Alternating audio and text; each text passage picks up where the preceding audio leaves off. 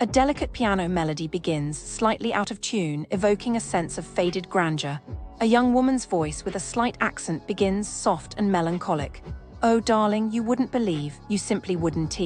It began as these things always do, with a promise. A gilded brochure splashed with azure pools and promises of a 5-star sanctuary. Hotel Palais des Roses, Agadir. It sounded divine, like stepping into a forgotten dream. I naturally had expectations. One should have expectations. They ray the little engines of hope, aren't they? My grandmother, bless her soul, always said a woman without expectations is a woman without spirit. And spirit, darling, is everything. But honestly, expectations, such fragile things, like sponge sugar dissolving at the first touch of reality. You see, I come from a place where things weren't always as advertised. Post-Soviet Moldova, everything felt provisional, so I developed a rather acute sense for spotting artifice. A sixth sense for detecting the cracks beneath the veneer. And sweet heavens, this place was riddled with them. It started naturally with the arrival. Not the transfer, that was fine. The driver, bless him, at least tried, but the reception. Oh, the reception. It wasn't a welcoming embrace, no, it was a bureaucratic gauntlet. Imagine, if you will, arriving finally after a journey, yearning for repose and being confronted with a mountain of forms. Forms, in the age of digital everything, filled out in handwriting. As if the very act of asking for your personal information wasn't invasive enough, they insisted on it being a painfully laborious analog process. And only 2 people working. 2. For what? An entire hotel teetering on the edge of something resembling functionality. It felt hostile, like they were actively testing your patience, like they wanted you to feel small. Don't you agree? It's just rude. We booked a family room, 2 adults, my darling little niece and me, of course.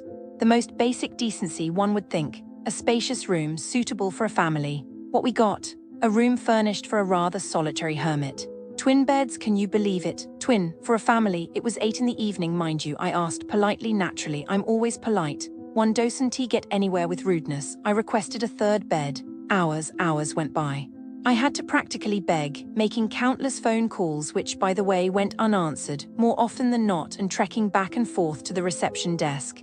It felt degrading, like I was pleading for the bare minimum. Finally, at midnight, they arrived, attempting to foist a mattress onto the floor. A mattress, as if a thin layer of cotton could somehow compensate for the inherent indignity. It wouldn't fit, of course. It was a comedy of errors, a terribly unfunny comedy. It wasn't about the bed, you see, it was about the disrespect. About being made to feel like my comfort, my niece's comfort, simply didn't matter. It felt so dismissive, and the food. Oh, the food, such a crushing disappointment. I am, you see, a culinary enthusiast. My mother, may she rest in peace, was a phenomenal cook. We had feasts, darling. Sensual, joyful celebrations of flavor and texture. This was an assault on the palate. The breakfast and lunch were served in the same room, a vast, echoing hall where the repetitive, depressing menu barely changed. The same lukewarm, flavorless offerings day after day. It felt monotonous. Lifeless, they lacked glasses. Can you fathom? No glassware, the drinks machines were eternally off. No coffee, not a single cup to use if you tried to make it. The whole experience was like stepping into a grey, flavorless void. It's about the details, isn't it? The small, seemingly insignificant things that accumulate. Comprehensive travel advisory businesses near Hotel Palais des Roses. Agadir. The businesses near Hotel Palais des Roses. Agadir are, to put it gently, a symphony of disappointments. If you were hoping for charm, efficiency, or even basic competence, prepare to lower your expectations. The reviews paint a picture of an area where mediocrity is the standard, and scams are an unfortunate bonus. Let's start with restaurants. Dining near this hotel is less about enjoying a meal and more about surviving it.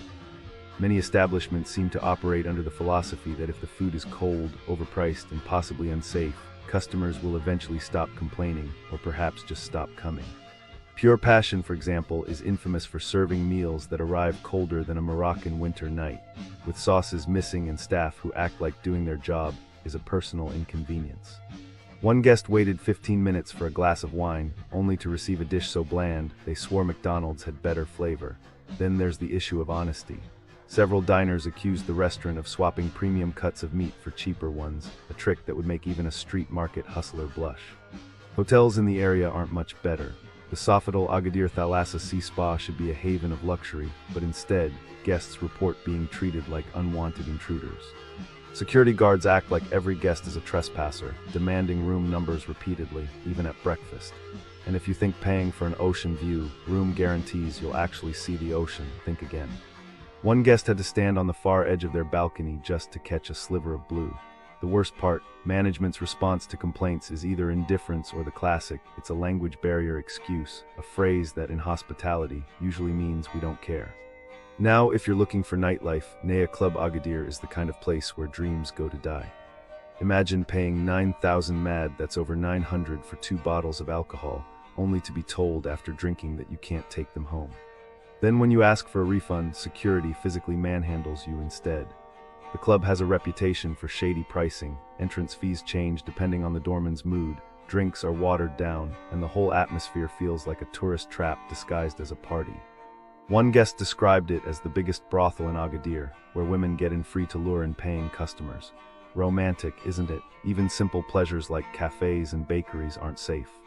El Atelier charges European prices for pastries so underwhelming, you'd swear they were baked with resentment. One visitor was charged €9 for a few tiny pieces, only to realize the taste matched the disappointment in their wallet. The staff's attitude, if you don't speak the language fluently, you might as well be invisible. So what's the takeaway for travelers?